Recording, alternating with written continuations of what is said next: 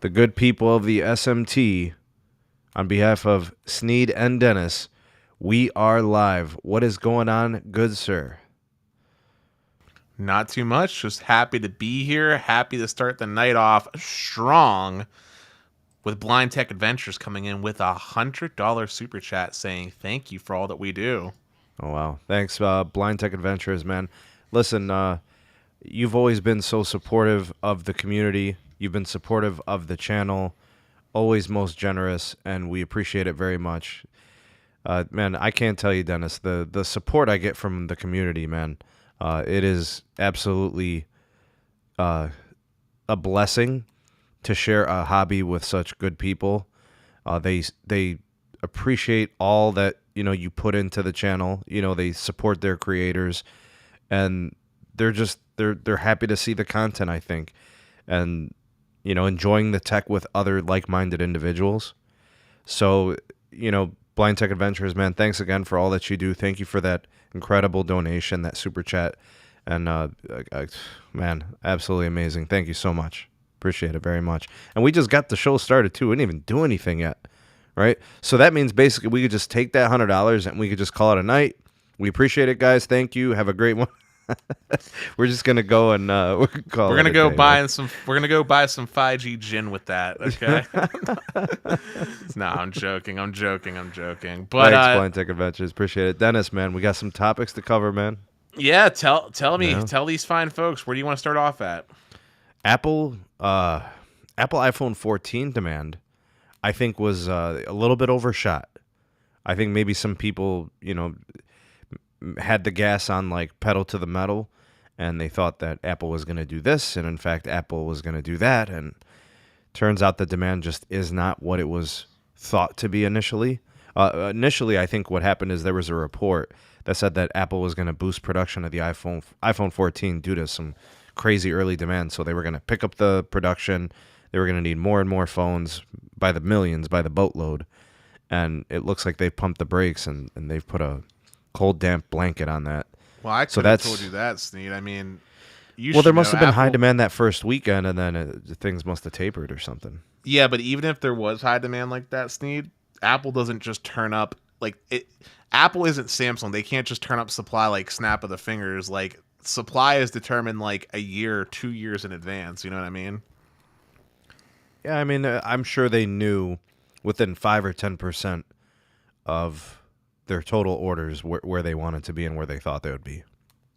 But I don't know, whatever those reports were, it appears they were wrong, and they're backtracking whatever commentary that was. So we'll discuss that first.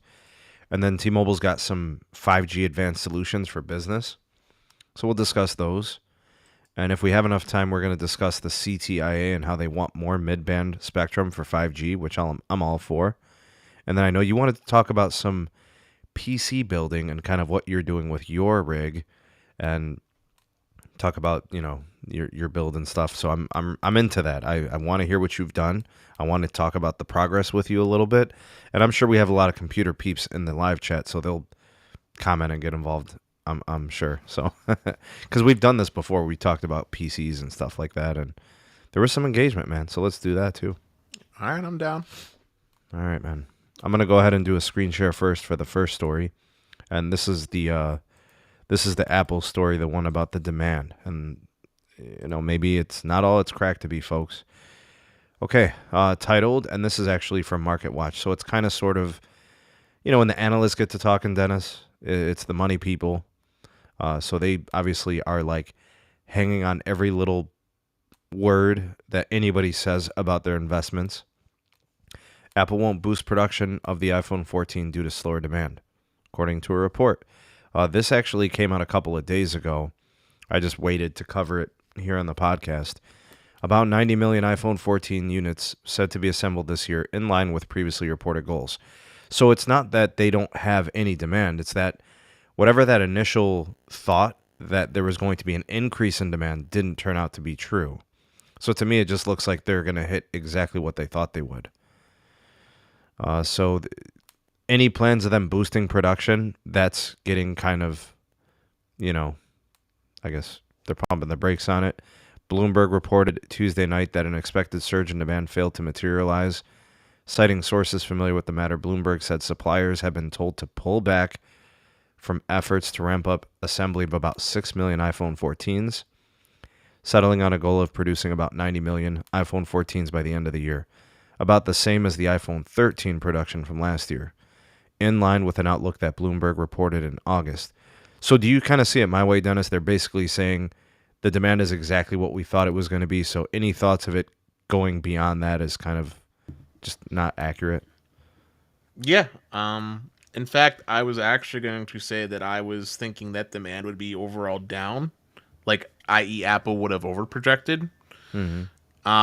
Considering that there's the economic impact, and honestly, the promos this year for the iPhones, in my humble opinion, aren't necessarily the strongest. Like, if we look at last year's iPhone 13 deals, I would argue those were way stronger promos going on back then. I think you're right, man. I think even the 12s I think were better too. Well, the 12th generation was like the shining moment for AT&T, where they brought on the everyone gets the same deal, right? New customer, returning customer. They kind of started that. I mean, what is there left to innovate in promotions, right? T-Mobile only gives the best deals on Magenta MAX, and then Verizon's just less aggressive with promos. So yeah, I think you're right, man. It says here all focus is on the production of the Pro model, according to Dan Ives. He said, predicting that the report of softer demand will send nervousness in the market. And guess what the Apple stock did today, Dennis? It dropped. Yeah, it's been dipping. I think this week in particular, they might be down 8 or 9%. So you have like just the general market sentiment is just down. And then throw in this and the investment community, the street, man, it's just, they're so fickle right now, right? Any little thing, they react accordingly. So I'm sure there was a huge sell-off in Apple shares because of this potential issue. It says here that there were the iPhone 14 sales were off to a sluggish start in China, down about 11% compared to the iPhone 13 last year. So if that means anything. So I just wanted to say, though, can I just say I'm not worried at all when it comes to stocks. Like, this is a little off topic, a little side tangent, but I hear so many people talking about like, oh, the stock market's down, or Dennis, how much money did you lose in your investments? Blah blah blah blah blah. Like, I'm not worried. Like, Apple is going to climb. Like, they're not down for the count. And honestly, if you look at the health of their overall business, they're in pretty good shape. They're diversifying their revenue from earlier on, and I just think that people need to chillax a little bit, because like I know people are also talking about Amazon like stock falling as well. Like, everything's going to be fine in the stock market. There's no real losses because I didn't sell, and it's going to be fine. Hey Dennis, let's do a super chat here from Brad. Brad, appreciate you, man. Thanks for coming by tonight. Hope all is well with you. Hope you are doing better and recovering well.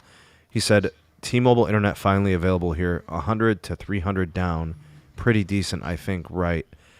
I'm going to withhold my comments because I want to give Dennis the opportunity to comment here.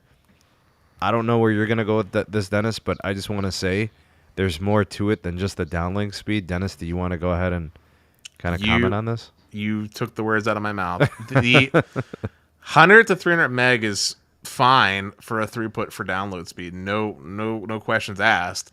But the problem with T-Mobile Home Internet has nothing to do with the raw throughput of 100 to 300 down, or even the 50 meg up, or whatever you might get for the upload. The problem with T-Mobile Home Internet has to do with the fact that the latency is just not, it's not good for anything that's latency sensitive. The fact that it lacks port forwarding, and that T-Mobile is implementing carrier grade NAT, which breaks a lot of work from home applications. And certain VPNs that require specific ports to be open for them to work properly for specific jobs.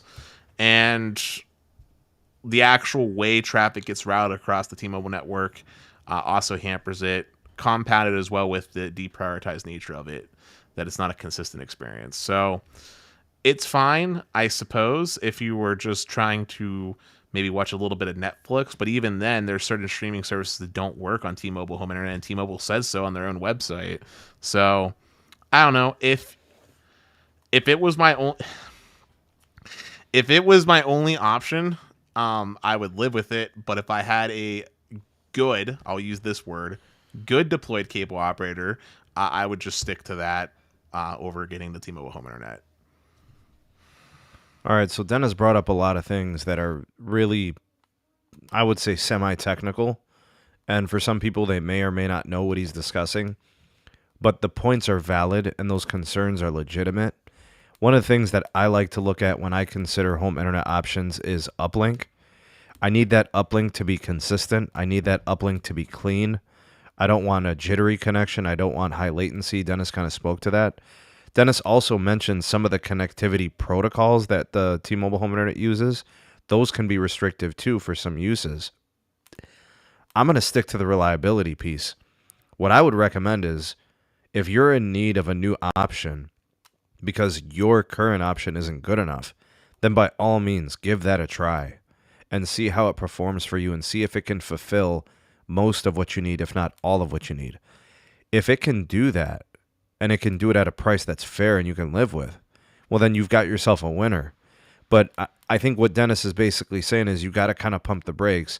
There's a lot of things that could be standing in your way from having a perfect experience. And what Dennis is really good at is offering reminders of what can really matter when it comes to home internet connection. Because downlink throughput is one metric that's important. So is uplink throughput. So is latency. You want that as low as possible all the time, consistently. Because we've seen latency under network strain peak something fierce to like 1,000 millisecond range. Even though when speed tests are started, the latency is like 34 milliseconds, right? We've seen things like that. So you just got to try it, Brad. And if your current offer of home internet can't beat that, then switching makes sense. But I think Dennis was right to frame it a certain way. Keep your expectations to fair to like entry level, because if you think they're going to be able to come in and like save the day against cable, you got to have some serious venom for cable to want to ditch cable for a less or a more inferior connection. I think kind of is what I'm getting at. You rounded it out pretty well. And I'll just say, not to get even more technical, but I just want to bring it up too. When you were talking about latency, right? Like, not only do you want low latency, but as you touched on too, you want consistent, right? Like, it doesn't, like, if I had a 1 millisecond ping time, but the variance is 14 milliseconds, so the jitter, right? So it can bounce between 1 to 15. That would actually be a worse gaming experience than having, like, say, a stable 30 millisecond dead on with no variability. So, like, I think a lot of people would be happy with that, a consistent 30 millisecond. Right. So, like, there's so many different things to think about, and your use cases really determine it. I mean, fixed wireless, okay, like, I feel like I've softened up a little bit on fixed wireless because of what Verizon did with their product. They proved to me that it is possible to give a true home internet-like experience. I just don't think T-Mobile is there yet. That's not to say that they won't be there in the future, but the current version of T-Mobile home internet still feels like it's never left the beta phase in my testing and experience. If you go in with that in mind and you're doing it just for strictly price savings because your budget doesn't allow for you to afford a more premium connection, that's a totally understandable thing. But don't go in thinking it will outperform and I'm going to use this word again, good cable deployment. Yeah, good stuff, Dennis. I think you did a nice job explaining that.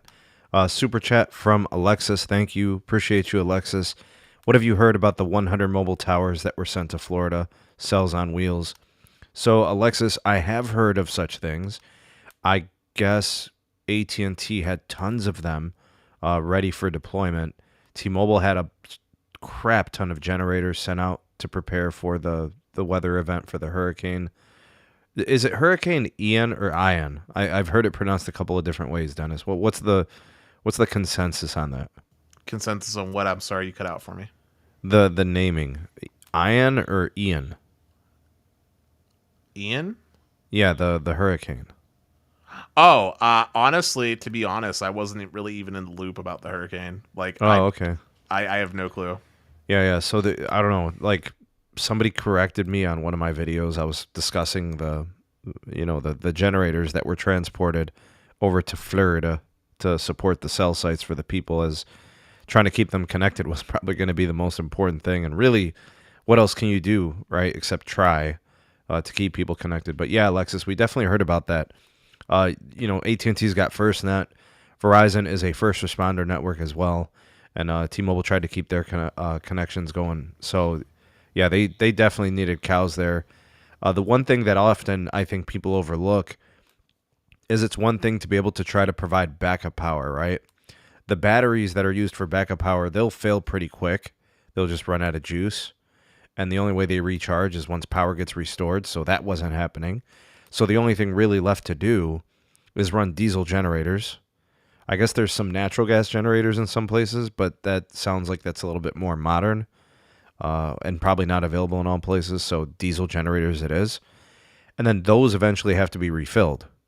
You know, how long can you run on like 10 gallons, 50 gallons, 100 gallons of fuel? I don't know what the capacity is for some of those tanks, but, you know, I have installed underground storage containers at hospitals, right? So I've seen massive underground tanks. But yeah, man, they were definitely, they tried to get ready. The one thing that, you can't forget is fiber cuts. Fiber was damaged. And those sites, if they didn't get fiber replaced, they're out. They have no connection to the internet. And then if they don't have satellite for backup, then, I mean, what do you have, right? You just have to wait for satellite, either a satellite connection to run backhaul, or you're doing fiber cut replacements. You're doing fixes. So yeah, all those things are important. Steve, you seem to be a little bit more informed about the whole hurricane in Florida thing than myself personally. I know this wasn't really planned, but do you know who held up best down there? Like which carrier? Verizon's towers went down the most. They were damaged the most. Verizon restored the fastest. T-Mobile's went down the least. AT&T's went down a lot and then are slowly to be restored. That's kind of the narrative from what I'm hearing. And then I don't know if you would know this or not, but what about when it comes to like traditional services? So like your DSL, like copper landlines and coaxial cable and all that stuff is going to be out for days. Oh, damn. Yeah. Like there are people who have already spoken to repairs and technicians at their providers, and they're talking about stuff getting done next week. So the date in terms of, I would say don't expect anything till like mid next week.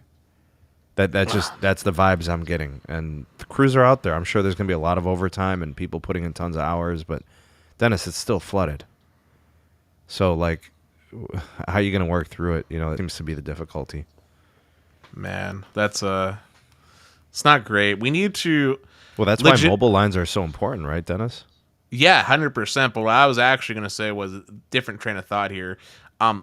We know that like Florida gets bad hurricanes, right? Like this is not rocket science to us. Like we know this. Mm-hmm. When they do these repairs, we should really be like looking into making like the infrastructure far more resilient, so that future things like this don't occur. I.e., take for example fiber, right?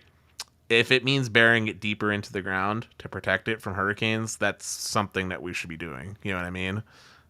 Or if it has to do with like shielding or casings or something like that, like we should be doing more to add more levels of redundancy, because having no connectivity after a disaster like that is honestly the death to some people. Like there might be people that are legitimately unable to place a call to 911 emergency services to get the help they need.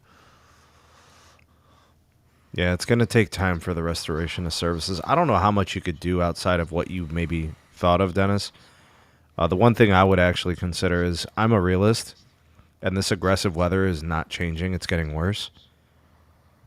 Those people should be looking to leave the state of Florida. I mean, Florida is a death trap when it comes to aggressive weather. So is New Orleans.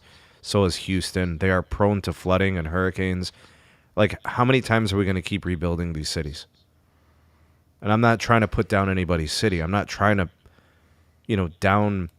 talk down on anyone. I'm just being realistic here. Like, the weather is not changing. It's getting more and more aggressive, more and more unpredictable, and these events are getting more frequent and their scale worse. So, like, are we just going to continue to go through this? Yeah, I'm not sure, but there's a comment that I'm gonna highlight. It's from Carlos. Carlos, I respect you, but I feel like this is very short-sighted. Data, like calls are data. Data are calling. Like they are one and the same. Um, if you don't have a data connection, you can't make a cell call. Plain and simple. Sneed, am I wrong in that assessment? Oh, no, you got to. I mean, mobile lines are lifelines. Yeah, so he said, Um, who cares about internet working when these people still need to be something, only thing important for cell calls to work? Recused. I think what he's saying is like, having tons of capacity for like streaming video and stuff. But yeah, I mean, we're all on the same page, Los. I don't think we're saying anything different. Big shout out to Brad again with another one. He said I could use Xfinity. I mean, look, if you're trying to get away from Xfinity, try the T-Mobile Home Internet. You can try it, I think, risk-free for like 14 days or something. It's worth a shot, man. What do you have to lose? Thanks for the super chat, bud. I get the impression he's already testing because of a follow-up super chat where he said, which by the way, Brad, you don't have to super chat for us to respond. You're good, man. But Thanks, Brad. but he says his usually stays at 30 to 60 ping. Is that the same thing as latency? Yeah, ping and latency for all intents and purposes are interchangeable words for all intents and purposes. So 30 to 60 is not the worst. 30 is good. 60 is a little high, but I mean, it just depends. I think Dennis hit on the nose. He said, you want it consistent, you want it stable. So if 30 is the best and 60 is the worst, and under load, it hangs pretty low, I mean, it might be good enough. Well, also remember too, I'm not sure, Brad, I'm not sure what server you were testing, but I'm going to imagine that if you ran a test with Ookla, you probably let it auto-locate, which probably went to your telecom's own server, which is good for testing the connection, but that's like ideal conditions of latency. Then there becomes the part of how does traffic get routed to get to an actual server that you want to use on the internet. I'll just use an example. Call of Duty Blizzard has a lot of servers over in like the Chicago area that I'll sometimes connect to. And Comcast actually gets a lower ping time to those servers than my Verizon Fios connection. My Fios connection gets 2 to 4 millisecond pings to Verizon directly. When it comes time to actually connect to, like, say, those servers out in Chicago, my Verizon connection will actually have a higher latency than my Comcast connection, which averages somewhere like between 6 to 9 milliseconds typically. So, and the connection to that server, by the way, ends up, when all the routing gets done, ends up being like somewhere in the neighborhood of 30 to 50 milliseconds because of how peering works. So I got a little nerdy. I probably shortened that too much, but internet can be as complicated or simple as you want it to be. And if if your tolerances are, if you don't have as high of, or if you have a pretty high tolerance to things, like, because you just don't notice it, then it works for you, right? That's the end of the day. It works for you. Me, I'm more sensitive to interruptions in my connectivity. I've set it to very much extremes how highly I value having fiber, and just how much of a precedence it is in my life personally. So, yeah, I'll be honest with you, Gold Professor. Thanks for the super chat. I'm not recommending that there's mass migrations to Florida and Houston. I'm looking at it from the perspective, there are people who are unable to evacuate. There are people who are unable to respond when these things happen. Those people have to reconsider where they live. Like, if evacuation is easy for you to do, people that are younger in age, people that are able to travel, people that have family in other cities and places where they can go for refuge. There's Airbnbs and there's hotels and there's motels, but I'm just looking at it from that perspective. If the weather is hard to manage, unpredictable, look, I see this as happening to great scale, right? Like, it's not stopping, right? We're always going to have these hurricanes. states in the Gulf are susceptible to these issues, you know? And for me, I'm risk adverse. I generally prefer stability in my life. One of the things that I don't like about Florida, and there's a lot of great things about Florida, but it is the weather that does keep me away, man. You know, though like August, September, and October, I think is the worst season for their weather. And it's also like outlandishly hot too, which I kind of like seasons, and you don't really get that too much with Florida. So like, and the same thing, I'll stick to what I said about New Orleans and Houston, how they continue to flood and they deal with these hurricanes and these impacts. Like at some point, for those that have difficulty evacuating and responding, I mean, look, Dennis, how many people literally just stayed and didn't care? Like let's call a spade a spade. You Floridians are absolutely fearless. It is incredible to see how much guts you guys have to just like stand in the face of the hurricane. I mean, and they're bro, just they like, got whatever. I mean, bro, they got alligators and crocodiles they be wrestling with for fun. All right, Floridians are built different. Okay, Sneed, they built different. Yeah, man, I got respect for them, bro. But I'm risk adverse, so I live in a state where the worst thing that happens to us are some cold days in February. You know, we get earthquakes and we don't even feel them because the ground is made out of clay. And all it is squishy and water, and like we don't even know when we have the earthquakes. You know, we too get a little bit of flooding, but like it's flash floodings from extreme rain, and then the water, because you know, like the surfaces within our cities, it's all concrete and asphalt. There's literally no water retention. It's just running. It's trying to get to the lake. You know, so that's the worst that happens here, man. You know, so like, and you know what I'm talking about. You live in a traditional, classic steel Midwest town, and that's how they are, you know? Side note, before we address the next super chat, I just want to say, Kevin, you are so right, man. Dude, it is honestly awe-inspiring how bad Verizon's peering agreements are, considering they're a tier 1 ISP. They're a joke when it comes to peering. Anyway, I digress. Austin came in with another $5 super chat. He said, when you get a storm of that magnitude, all infrastructure is guaranteed to go down. Who remembers Hurricane Andrew? Austin, I actually disagree with you.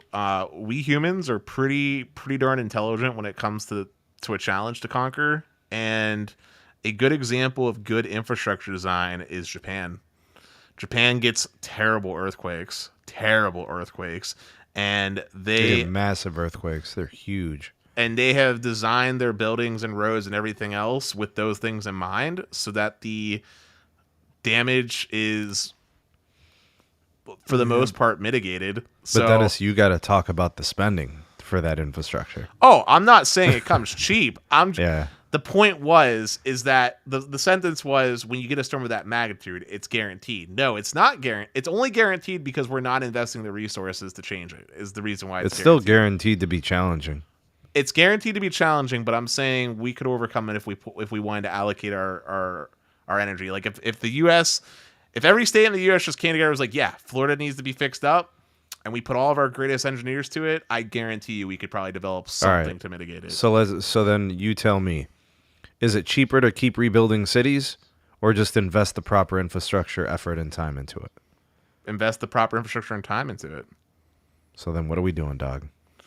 We're doing what we do best, and that is bickering and hollering, and then allocating more funds for the military expenditure. Oh my god.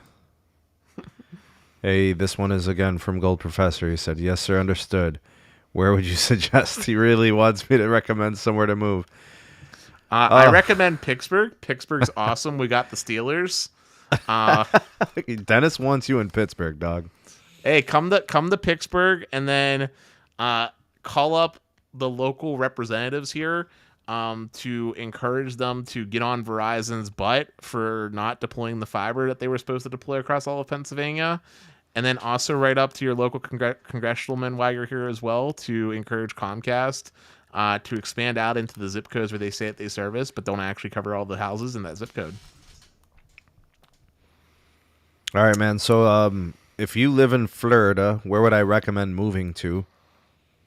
Let's go with Memphis. Let's go with North Carolina. let's go with Columbus, Ohio. These are towns that I like, by the way. Nashville, I like.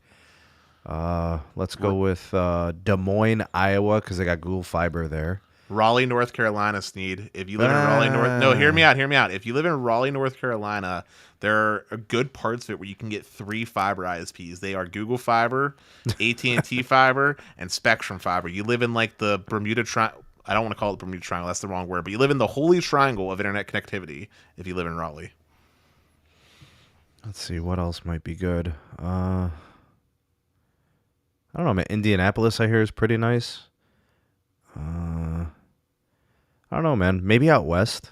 I kind of like the desert. I like the concept of like maybe a small town in New Mexico. That seems like that would be kind of cool. I would say Washington State, but somebody mentioned that Cleveland is overcast. I mean, yeah, dude, especially in the winter, it's overcast for sure. We have a lake, and it really does change our weather. Like if you look at Columbus, which is in central Ohio, and then you look at northeast Ohio near the lake, and it's like two different worlds. Many more sunny days in Columbus, much less snow, that kind of thing. Makes a difference. How about Atlanta, Georgia? I like Atlanta. Aren't they prone to some of the residuals of hurricanes, though?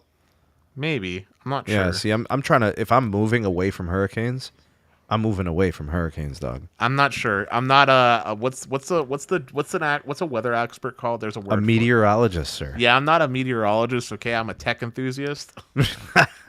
But he only plays one on TV. Hey, man, Kevin, I will definitely be upgrading to a Pixel 7. I'm actually probably going to keep my Pixel 6, though. I have a 6 Pro. I probably will be I'm going to probably continue to create content with my 6 Pro. And then the 7 will probably become like my quote-unquote daily driver with my Verizon line. And yes, it will be for the 3.45 gigahertz C-band support. Absolutely. Hey, Sneed. Just Brad, donations. T-Mobile, the only carrier with 5G you see here. Hey, man, take advantage of that. It's good throughput. Yeah, Go ahead, Dennis. Just to move the show along onto the next topic. All right, so this one's a T-Mobile story. Let's do a screen share and cover it, dog. I'm scared. All right, Dennis. Be scared, man. T-Mobile aims to simplify 5G advanced solutions for business. All right, what do you think about this? First, T-Mobile for business. Well, first they have to actually get business customers. Yeah, I mean, maybe this attracts the business customers. IoT and such, and enterprise. I'm sorry, I was being a dick. Yucking it up, Dennis.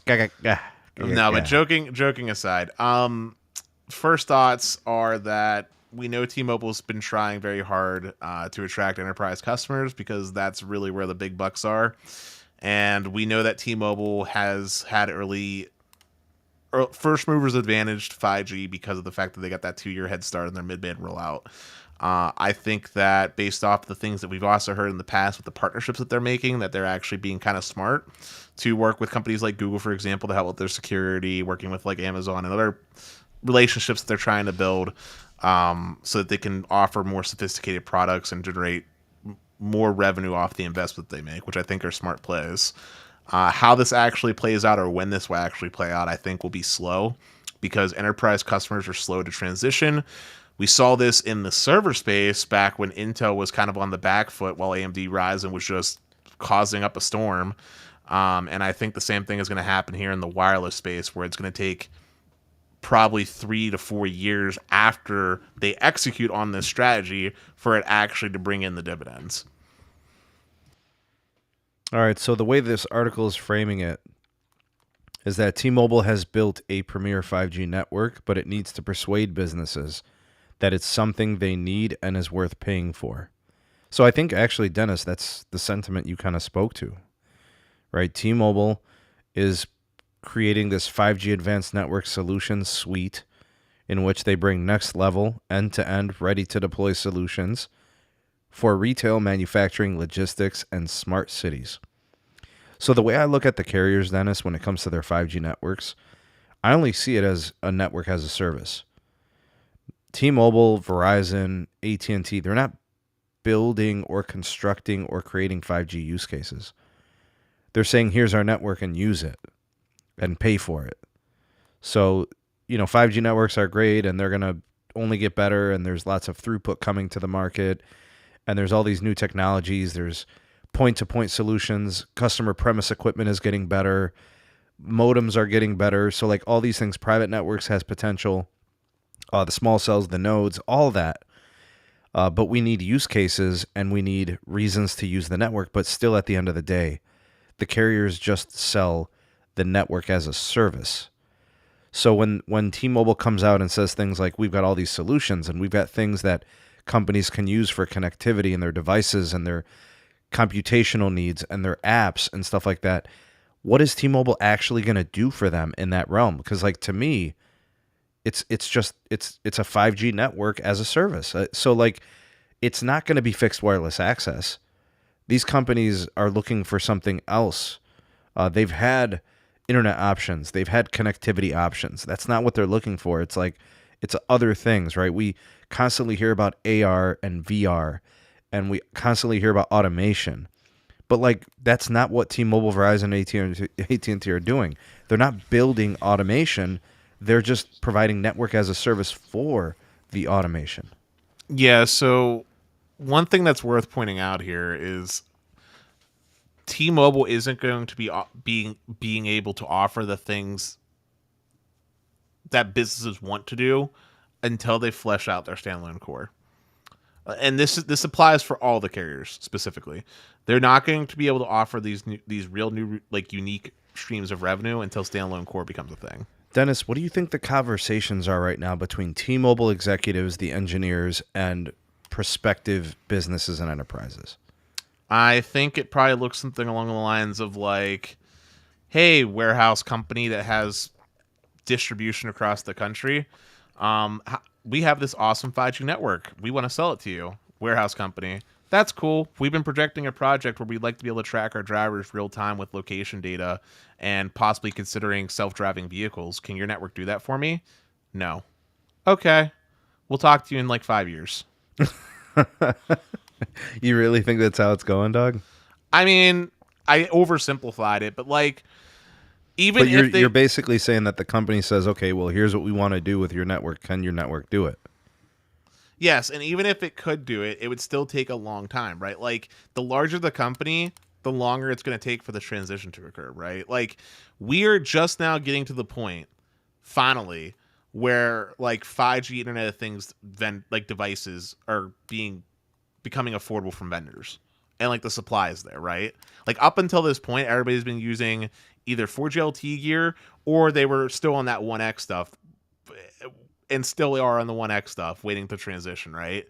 Like, it's going to take a lot of time, and companies don't typically also change relationships very quickly either, because there's a lot of other parts into the mix, right? Like, if I'm a big company and I'm working with Verizon to meet my networking needs, right, it means I have a whole ecosystem with dealing with Verizon as a company, right? My you got wireless connections, you might have Fios, you might have a whole gang of things. Well, I wasn't even just talking about that. I was talking about the other vendors that I work with might be custom tailored specific to working with Verizon solely, right? Like, they might have like I might have a setup where like I'm working with insert company B, who is the intermediary selling me some custom tailored access to Verizon's network. Like, I might not even be talking to Verizon directly. I might be working with this company B, who's handling all my deployments that they choose to use Verizon's network, right? And everything that I have as far as hardware is concerned is meant to work with Verizon only. Maybe it only has band 13 and insert AWS and a couple other bands that Verizon uses, right? So like, it's not just some easy switch, I think. And then when we're talking about small companies,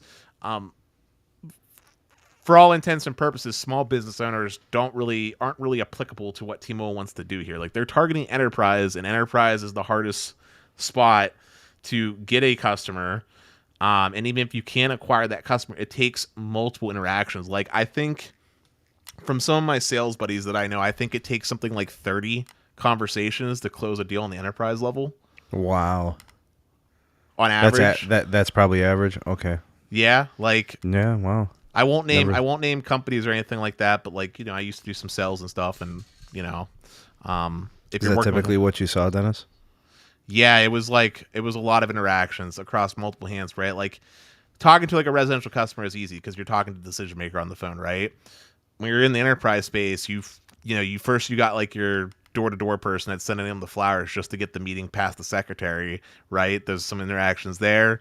Then you finally get it and you're talking to them. Then you got to build in the rest of your team who's like the engineering expert to give his little PowerPoint about how this is going to help them. Then you got to talk to like finance department to get approval, and there's the government regulations and like all this other stuff, right? Like it's very full of bureaucracy. Yeah, sure. Yeah, so I mean, if you look at what T-Mobile can offer today, their network, yeah, I think there's some improved latency potential. I think there's more bandwidth. So if companies were looking for mobile networks with better speeds, I guess they're getting it. For computational applications, I don't know, that's to be seen. Home, well, I should say business internet, 5G fixed wireless access. I mean, I don't know about all that. I mean, these companies are looking for like ultra low latencies that I don't think mobile networks are going to be able to provide unless it's over some kind of a unique private network solution that involves like point-to-point millimeter wave. You know what I'm saying, Dennis? Like it's going to be something like that. You're not doing it over the commercial network. Right, and then there also needs to be the part where there's actually a vendor that can actually do all the work and support that, right? Like T-Mobile just wants to offer the service, right? That's all they want to do. They want to just sell the service. But that's the thing. Like these companies are looking for larger scale solutions. Like they want to all in one find ways to facilitate their business uses, right? So like, yeah, go ahead, Dennis. Keep going. So what I was going to say was, so T-Mobile just wants to sell a service. And what I'm saying is that T-Mobile actually either needs to find some third parties that they're willing to work with that will actually work. Yes, that will work with these companies to actually deploy the networking equipment for them and then maintain the networking equipment and work with their internal IT departments. Because let's be honest, right, Dennis? Like they don't know anything about this. Right. And that's not their shag. Like they've never done it before. Right. And basically what I'm getting at here is like, there's more to this infrastructure component than just having cell towers is the end all be all, right? Like there's the human capital aspect and the retraining aspect, and there's more to this pie than just first glance. And look, again, it's going to be another 3-4 years, I think, until this actually starts paying dividends for T-Mobile. All right. So here's a statement from CEO Mike Sievert pointing out that there have been multiple occasions with enterprise customers how it's a different ball game consumer because an enterprise will check out 100 phones and really test them out for 2 months. That way, T-Mobile hopes they'll see how much its 5G network makes a difference. Dennis, in your estimation, if they were to give an enterprise business 100 phones to use their network, would it make them want to leave AT&T or Verizon just by giving them access to the network for a couple of months? No.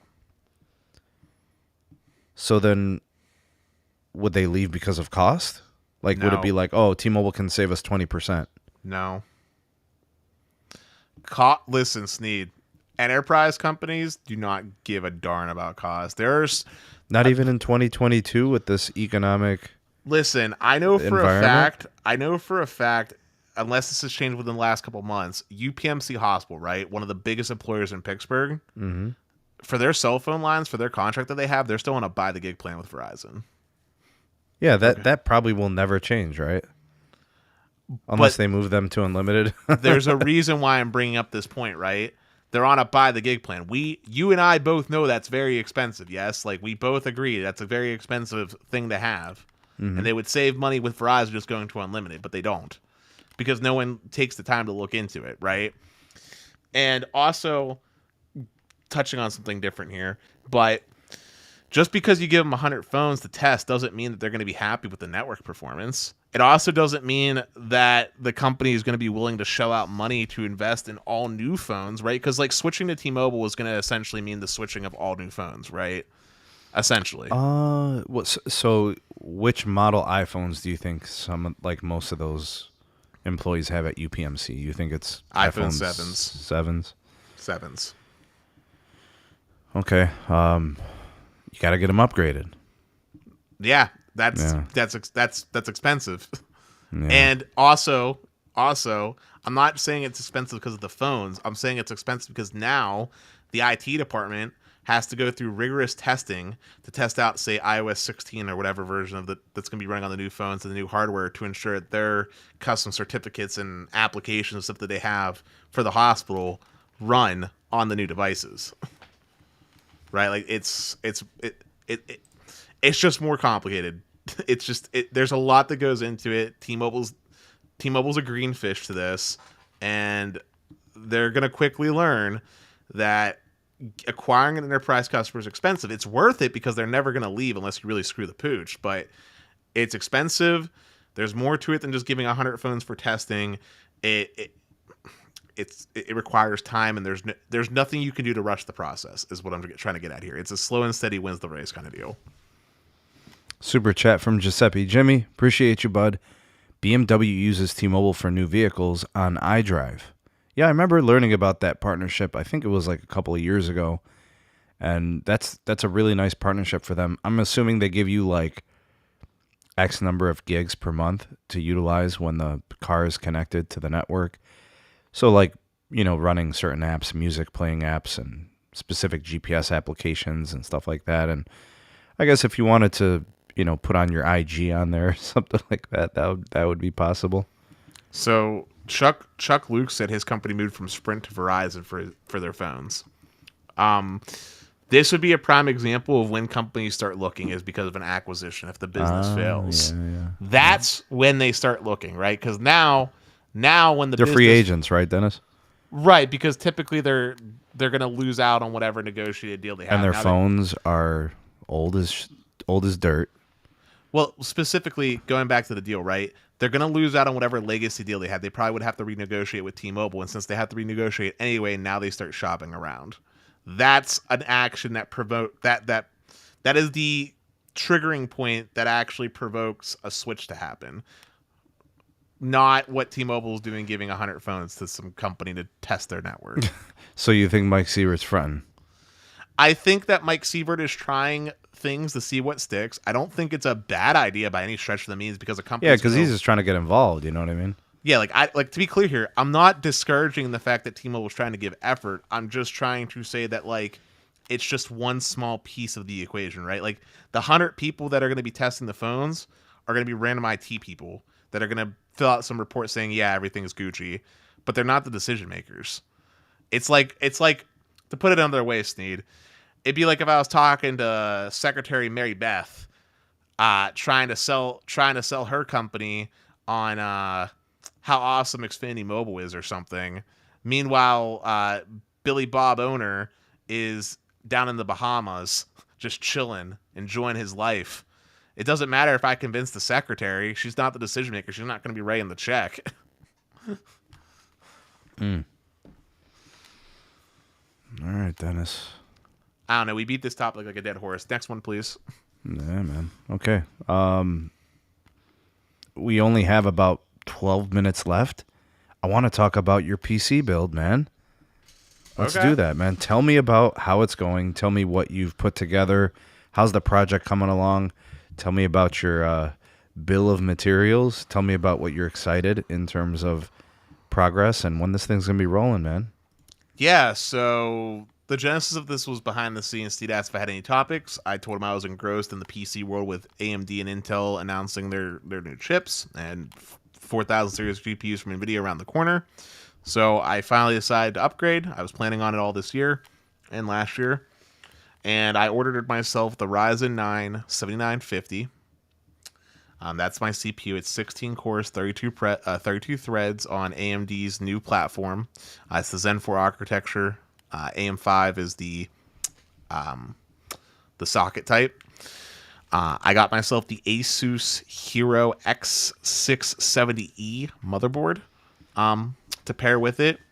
I got myself 64 gigs of DDR5 memory, 6,000 megahertz, CL30 for the latency. I have two 8 terabyte Samsung 870 QVO solid states. They're going to be connected through SATA. So that's 16 terabytes right there. And then I also have a Samsung 980 Pro M.2 2 terabyte drive. That's going to be where I'm going to put my OS on. And then I have a secondary M.2 from Western Digital. It's a 4 terabyte M.2 drive that's going to be for like high speed storage. I'm going to transplant my RTX 3080 Ti that I got earlier this year into the build. I got a new power supply. It was the only one that was ATX 3.0 certified with PCIe Gen 5 support from MSI. It's 1,000 watt. I can't remember the specific model number, but it's 1,000 watts, and it's gold efficiency. It was the only one that was certified for the new spec. And the reason why that's important is because moving forward, all GPUs from both NVIDIA and AMD are going to require support for this spec due to a connector that outputs up to 600 watts.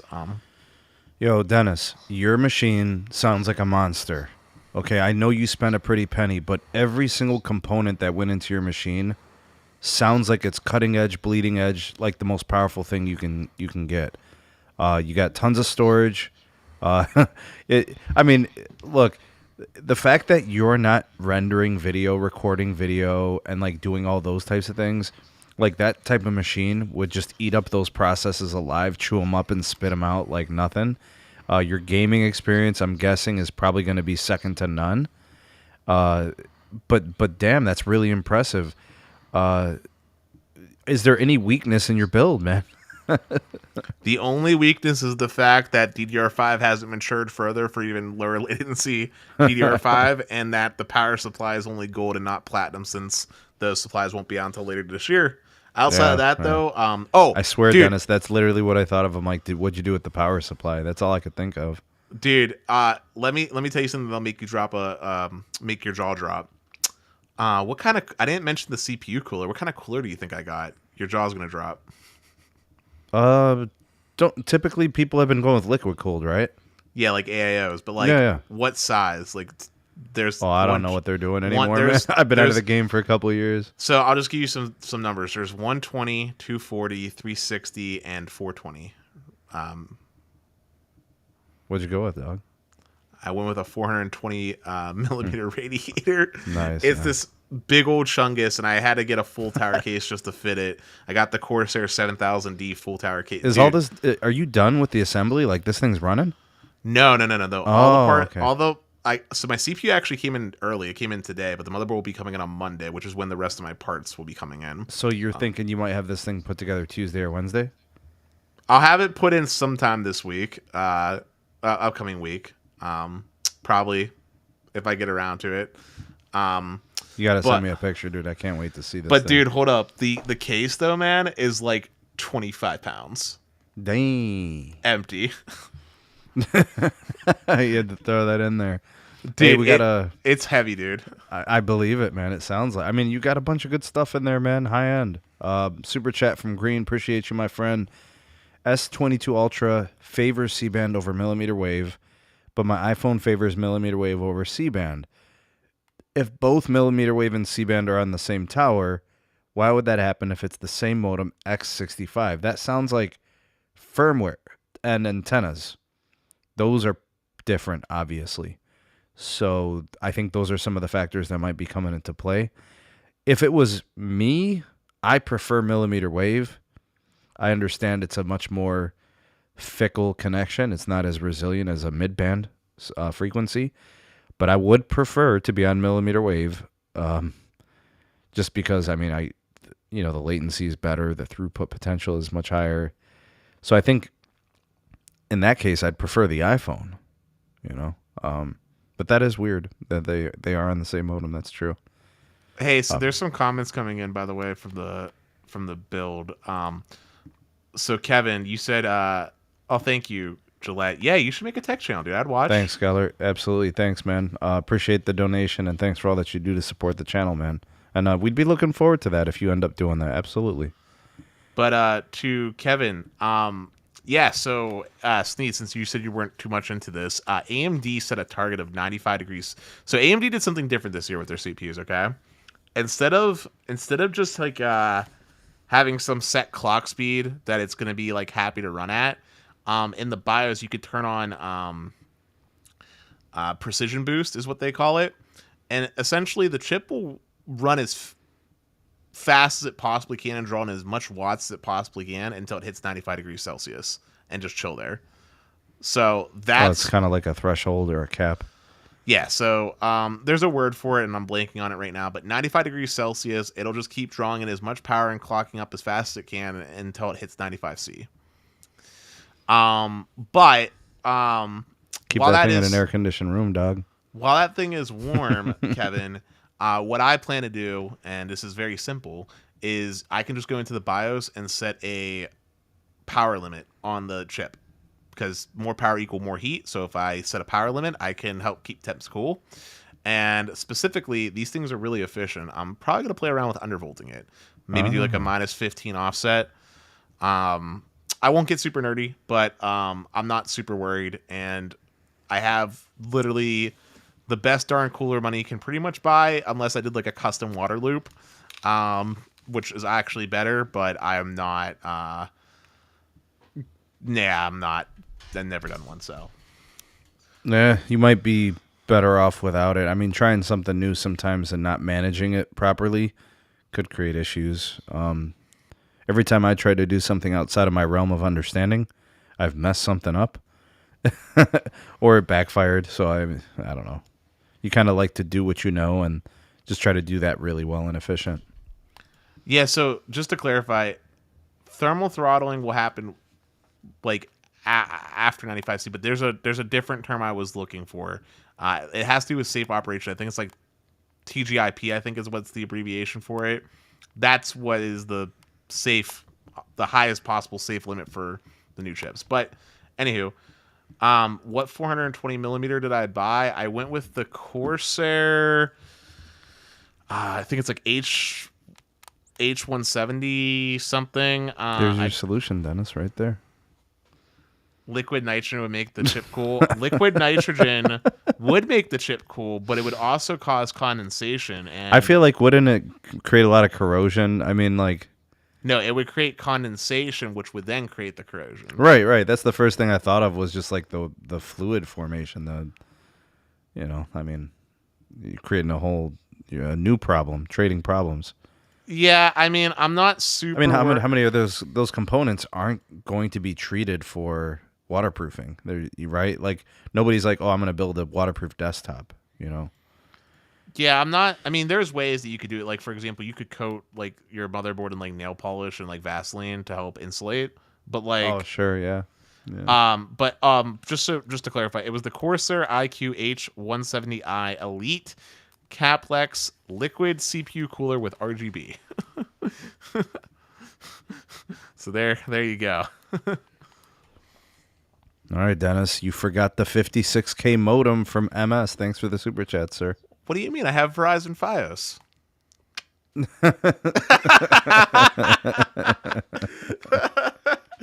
I'm joking. Joking aside, today I actually had some minor interruptions in connectivity. They were short, like 1 minute, 2 minute things, but there was been a little bit sporadic today. As long as they don't sustain and last very long, it's all good. Yeah, no. Plus, you've got the redundancy. You're spoiled brat.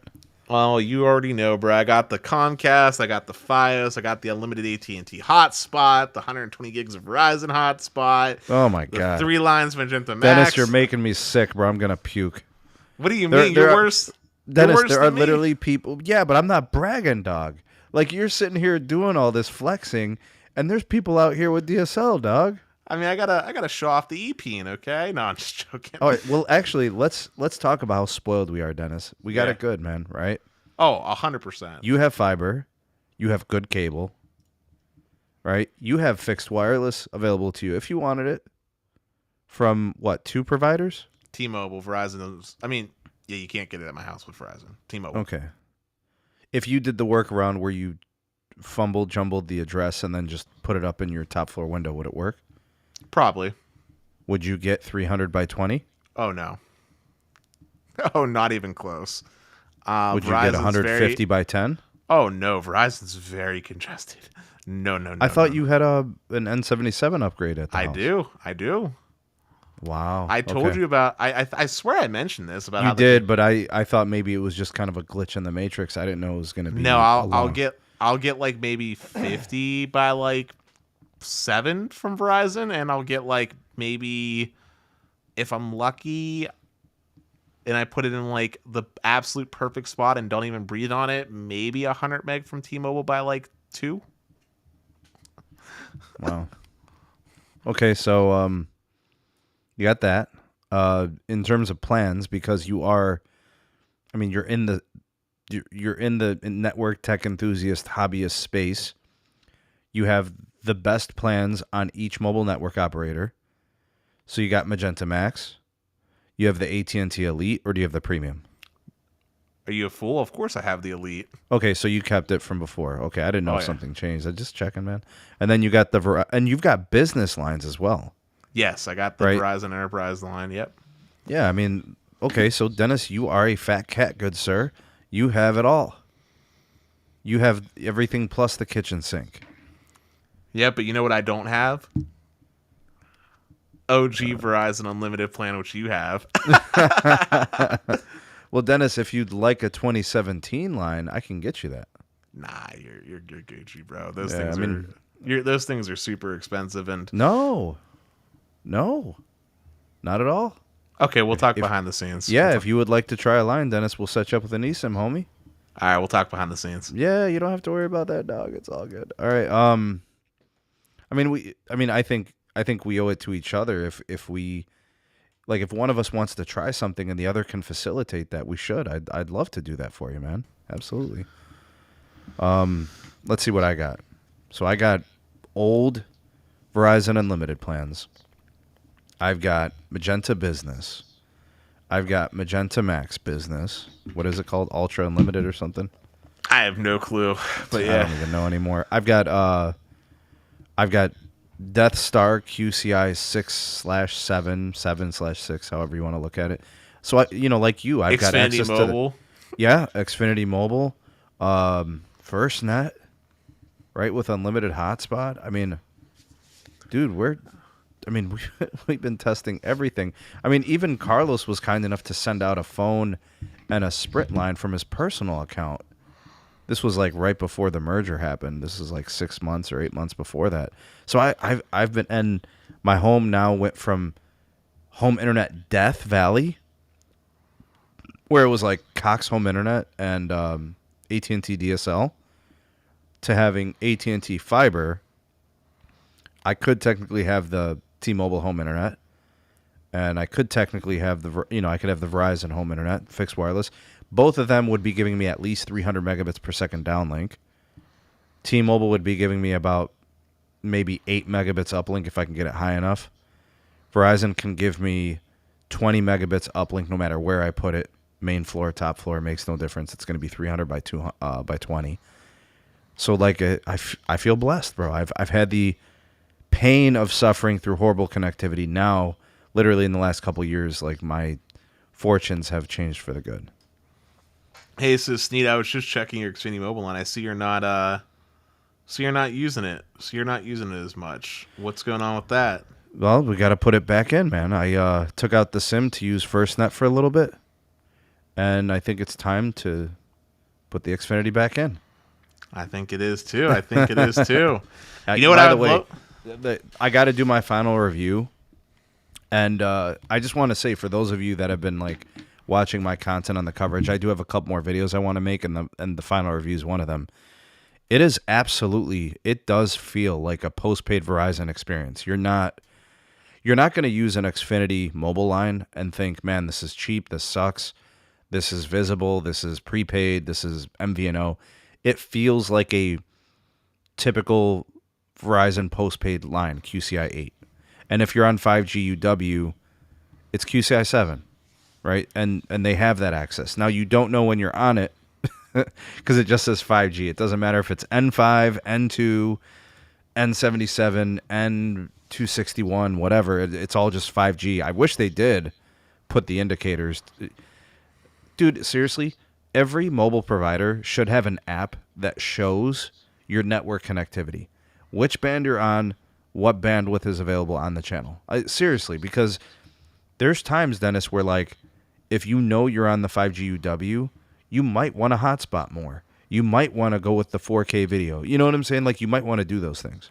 So I already can tell you why they're not going to do that, and that's because it's going to get us a ton of calls coming in about why does my connection say it's good for a 1200 by 1200 link and I'm only getting 10 meg or whatever. Like I can already see that. But joking aside, Sneed, you know what I would love for you to do? Next time you're in Pittsburgh, my friend, with the Xfinity mobile line, I would appreciate if you would put your phone into airplane mode and just use Wi-Fi and Wi-Fi calling. Dang. No, seriously. Just to see how the connections, the handoffs are between the hotspots? Yes, I think you'll be blown away. Wow. I think So you'll you're be blown saying away. it's worth a shot just to do it, huh? Yeah, because I did it myself. I was surprised. You didn't skip many beats, huh? Depending on where I mean, obviously, if you're in the middle of a highway, like, there's nothing. But, like, if you're going through, like, the actual city, right, you're going to basically be on Wi-Fi the whole time. Jose is saying that Verizon is improving in South Florida, C-band in more places. Well, they definitely needed it. Xfinity Mobile only gets 600 kbps hotspot, correct? No, not correct. I've done a lot of videos actually doing the hotspot. Maybe consider checking some of those out, Brandon. I got a few. The hotspots, it's just like what Verizon gives when it comes to postpaid. You got to keep in mind that if you're not on 5G UW, right, you've got a capped amount or allocated amount of hotspot you can use. 5 gigs. Right. So once you use the 5 gigs, you're going to be managed on that speed unless you're on the 5G UW. Slow down to the 600 kilobits on LT. UW's true uncapped, true unlimited. And I can confirm because I've done the testing. Those videos are available on my channel. Check them out, man. Yeah, it's... Dennis, what do you think about the testing I've done? Do you think I've done justice for the Xfinity mobile service? Do you think I've tested it with proper perspective? Oh, absolutely. You've done a good job testing it. I mean, I remember some FaceTime calls we had together when you were doing it and audio calls where you surprised me on it. You've definitely given it its fair usage to the point where you were basically using almost like a daily at the school. Yeah. Yep. And I have 5G UW at school. Right, so the experience was really good. There was one day where the video buffered when I was loading, like initial loading. But it was one day and... Hold on. We came full circle. Brad was like, yeah, it's pretty good. It's pretty decent. I can game on it all day. And now, end of show. I'm ready to switch back to Xfinity. Damn. I'm lagging so bad. It's almost like I called it. Like, See, and for those of you that don't know why we call Dennis Telco Jesus, there it is. He's a prophet, folks. He is an absolute telco prophet. And I don't mean that in a blasphemous way. This is playful. I'm just saying as a joke. Dennis be calling his shots, dog. And, it you know, never Moose stays has the that whole, same. like, LeVar Ball thing, you know, never lost. Yeah, it never stays the same. Yeah, so this has to do with the jitter and all the other technical stuff. Like I said, Brad, if you... Fixed wireless has its niche use case and is a godsend for people that are stuck on really slow DSL or have to deal with Viasat. This is crazy. This is crazy. It's exactly what you said. But you have good cable. I know it's expensive if you're not on a promo, but... And look, it's unfair. You've heard Socialist Dennis talk about what should happen, but at the end of the day, like that, you know, what is that internet connection valued at to you? For me, $100, yeah, that's a little bit pricey for some internet, but for as much as I use it, it's nothing. I mean, you divide 100 by 30, Sneed, what does that work out to, like $3 a day? I'll just skip out. I mean, on the if you're Starbucks using it coffee. for work and it's productivity tools and it's how you earn your living, then what is $100? Because that $100 connection might be generating $4,000 a month revenue, you know, or $5,000 a month revenue, or $10,000 a month revenue, you know. And I just pulled a number out of my butt, but I just assumed that you probably were paying around that ballpark if you're not on a promo, Sure. Brad. But yeah. Also throw in that this is the one thing that I don't understand that people try to defend. The problem is T-Mobile does not have true dedicated QCI values for like tiers of usage on the network. Like for the most part, you either have priority data or you don't on the T-Mobile network. That's pretty much what it boils down to. Priority or not. The home internet, like people are so enamored by the speed test. Like look at my T-Mobile home internet, I'm getting 850 megabits down. But without a guaranteed QCI, without a QoS, without a guaranteed service, level of service, without any type of commitment to network excellence and devoted experience, these are the things you're going to have. Like, even if, I swear to you, Dennis, if T-Mobile just said, okay, 200 megabits down, 20 megabits up, that is the only thing we'll guarantee on the service. Meaning you might get a little less. You don't need more. This is what we're going to sell it for. But they put a QoS to it. And they gave it its own QCI, its own lane, or created like a QCI 6 on their network or something. And they said, here it is for the home internet. But they don't want to do that, and they won't do it. And this is why we're seeing things like this, because the first thing to be throttled and the first thing to have its latency adjusted and its throughput managed is the T-Mobile home internet. And, you know, like you're basically the same priority as an MVNO after you've gone over 20 gigs of usage.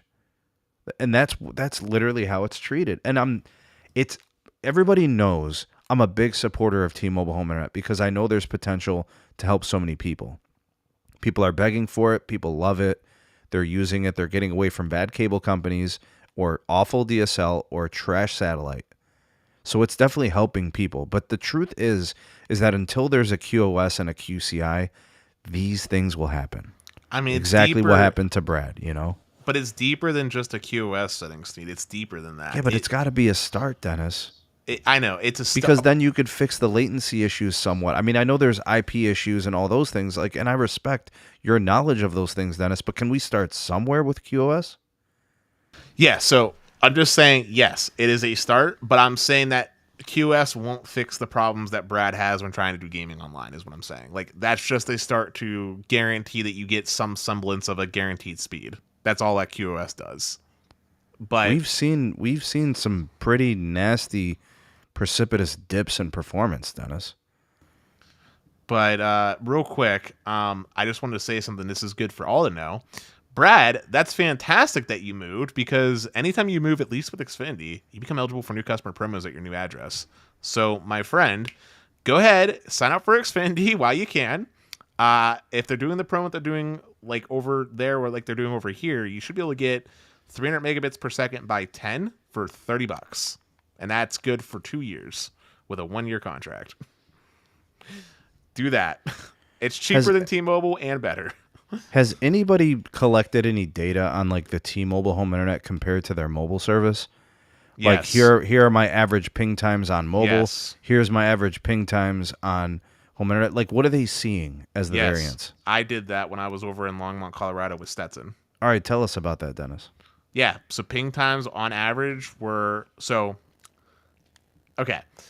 With no load on the network, ping times on average for the T-Mobile Nokia gateway, which was what I was using for testing, was roughly in line with my iPhone 13 Pro Max as far as data connectivity was concerned, with like a 10 millisecond delta. So plus or minus 10 milliseconds. You know? However, the moment I put 2 phones worth of load on the network, so if I were to run 2 speed tests, like on two separate T-Mobile phones and try to do something with the T-Mobile gateway, literal timeouts would happen sometimes for T-Mobile's home internet. So the ping would spike so high that I couldn't record the data because it would literally time out. Which means that it jumped over 1,000. Regular usage, so regular mobile data users just using their phones for, like, say, video consumption, didn't really have too heavy of an impact on T-Mobile's home internet during my testing. Although, if there was load on the network, ping times, that would be a smaller increase in ping times, typically roughly 15 milliseconds. The bigger issue The bigger issue with the T-Mobile home internet during my testing had to do with those more nitty-gritty detailed things that aren't fun to talk about. From a technical side? Yeah. Yeah. Also worth mentioning, by the way, at least with the case of the Nokia trash can, if you did put significant amounts of load, so continuous speed tests on it, it would overheat and also reboot itself, causing for the Wi-Fi to disconnect. All right, this one is from Sneaker and Lace. He says the home internet faster than mobile in my area. Why is that, though? I thought cellular was top priority. I think your router gateway might be just that much higher, so it's getting a better quality signal, possibly. Either better quality signal, or it could just be connecting to a totally different cell site. You might be on two different, or maybe just two different sectors. Yeah. Wow. Well, damn. If that's happening, yeah, you got a whole unique situation there. Yep, there it is for Moose, bro. He's in the house. I'm undefeated, never lost. Brad, if you do that, you can legitimately get like gig internet for $50 because gig internet gets a $30 discount, so you can get 1200 by 35 for literally $50, and the price is good for 3 years.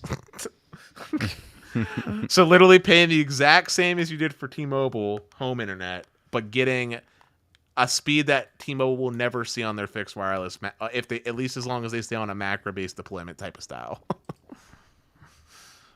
But you don't need gig, honestly. Either the 300 by 10 will probably be, honestly, 300 by 10 will probably be plenty for you. And if you're really feeling antsy because of the low upload, go with the Blast, which is 600 by 20, and you'll be golden.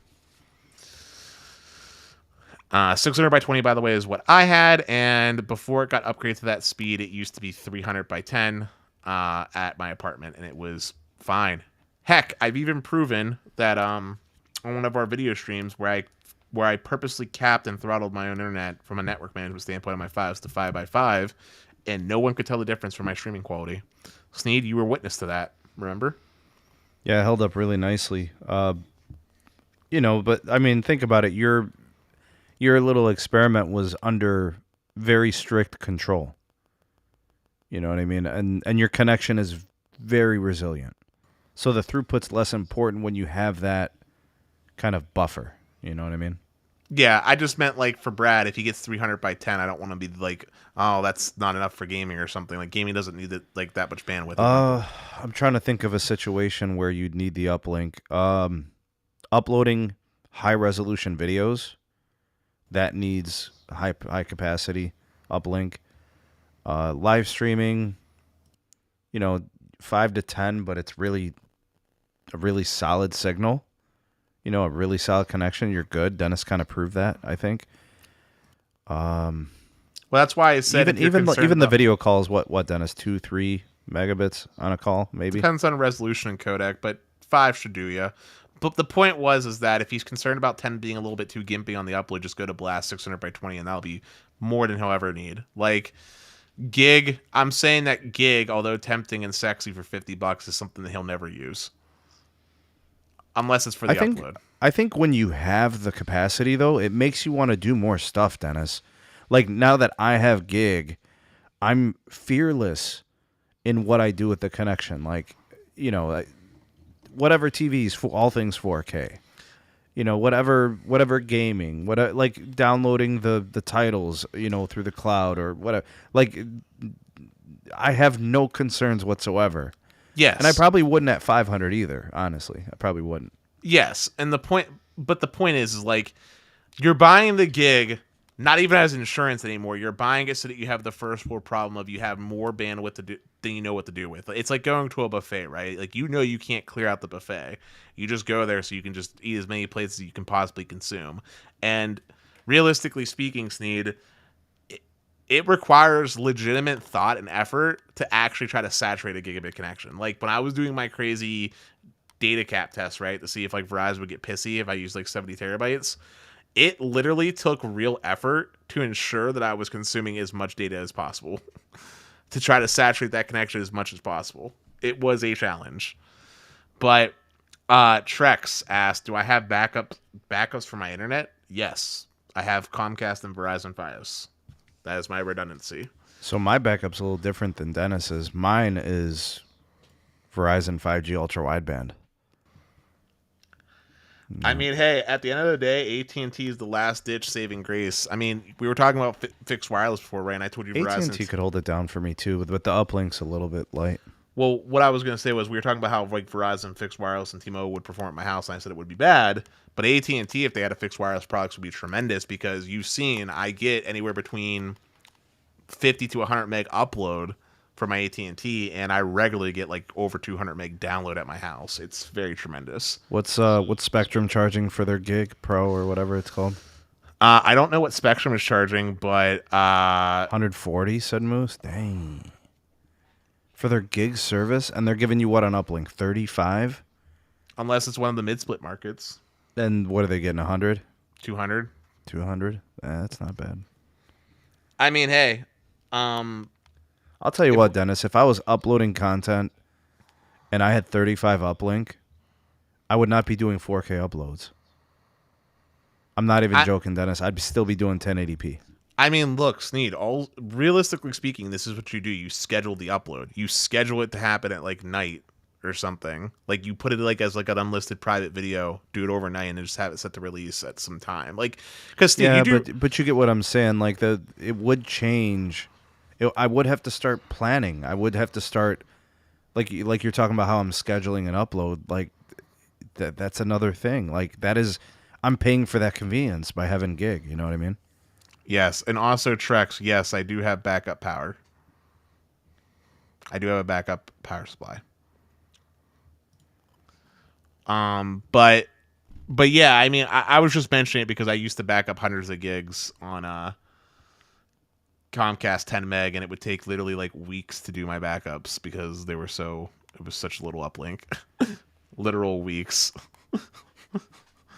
Man, I remember the humble beginnings, man, when trying to upload content. Like, I mean, I was always a mobile technology,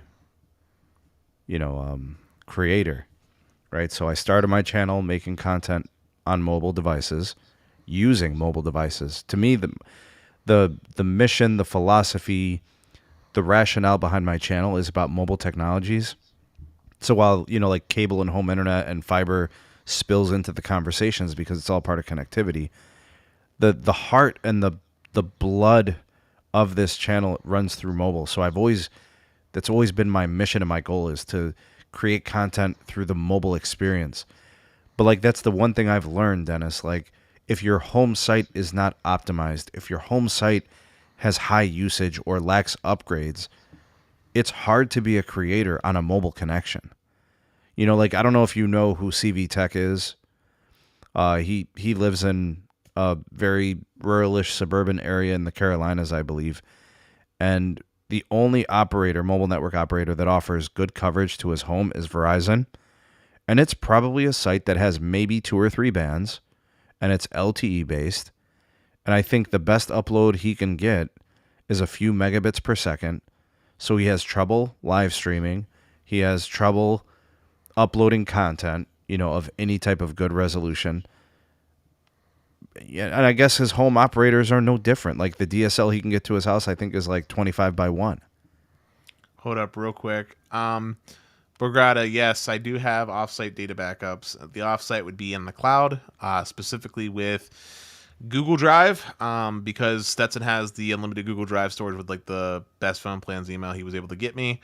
And so that's one of them. And then also I have unlimited storage with OneDrive from being a student at Penn State. So those are my 2 backup sources. And then I have my localized NAS. And then I have the stuff on my computer. And yeah, so yes, I do regular backups. Sorry, continue. No, man, got through most of it, dude. We're already approaching the hour-and-a-half mark. Dennis, you want to take us home, bro? No, I want to keep going if you're not too tired because I have a question for you. All right, cool, man. Let's do it. All right, sick. So you said you wanted to talk PC. I didn't really want to focus on the build. I just want to talk more in general about PCs. Okay. First, I just wanted to ask you, Sneed.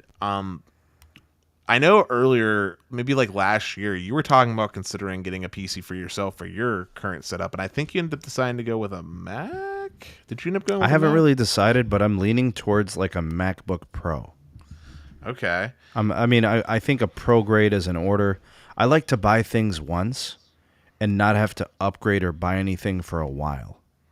I like peace of mind. I like power. I like redundancy. I like having a little more than what I'll need. So if my needs were to change, I got it covered for a little bit. Okay. You know what I'm saying, Dennis? So like I will tell you, man, when I bought the current desktop I have, I referred to the Bearded Dragon. I said, Pete, listen, I've been looking at PCs and desktops here, and like at the time, Dennis, my podcast was growing. The live streams were kicking.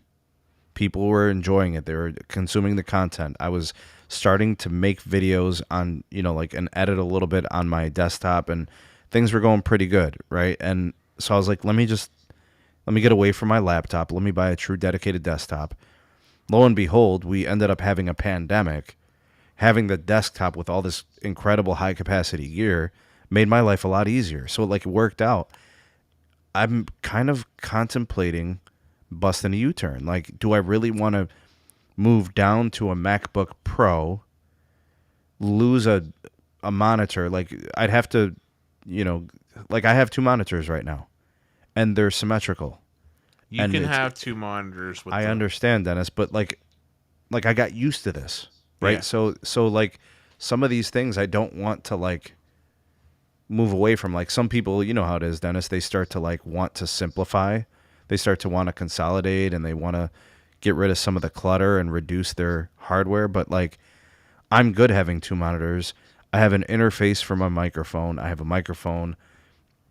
I have a Bluetooth keyboard. It's really nice. I like having this stuff because I feel it helps me be more productive. So my only requirement is that whatever I buy needs to be better than what I have now. What do you have right now? It's a pretty good rig. It's an i7 processor, I think. I've got a couple of teras in terms of storage. I'll never use it all, because the only thing I really download are the 1080p videos that I produce. Most of what I do through mobile is the 4K stuff, and I manage that separately on an external hard drive. So bro, my desktop still is as fast as it was 3-4 years ago. Sneed, can you go to settings real quick and click on system and then about? Yeah, sure. You want to see some specs? Yeah, I want to know what i7 you have specifically. Yeah, I got you, Doug. What is it? Systems? Yeah, systems and then about. Yeah, here we go. Okay. Intel Core i7 4770. Wait, you're rocking a 4770? Yeah. Oh my God, Sneed. Oh my God, Sneed. Sneed, my boy. That processor is from the same. That processor is from the same era as my 4790K, which is the next generation Devil's Canyon that was in my 2013 build, which was my first PC build, and is sitting behind me. My friend, there is nothing but up for you when it comes to upgrading. Now is a perfect time to build a new desktop. I'm not even joking. I'll tell you what, Dennis, when I bought this thing, it would have been 4 years ago, 5 years ago, maybe. Sneed, first off, why? But secondly, what GPU do you have? I don't know. Does it say NVIDIA? Does it say GeForce NVIDIA?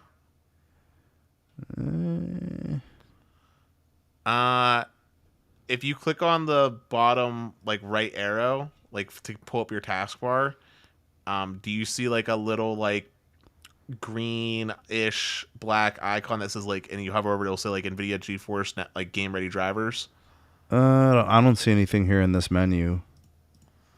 Well, I will tell you that when I bought this, I didn't really have plans on gaming, so I didn't buy any type of special GPU. I didn't upgrade it. All right, we're about to have fun. Real quick. Hold up. I'm about to share screens. Hold up. I'm gonna do what I did for Stetson on the. Yeah, but I gotta tell you what I paid for this rig, Dennis. I'm gonna guess 1,000. No. 800. No. 600. No. 300. $300. Nice. I'm glad that you got a good deal on it because if you paid anything more than that, I would have been screaming at you. I got the computer. I got the 2 monitors. Okay, we doing a screen share? We are about to in 2 seconds. There we go. Okay. So, PC part picker.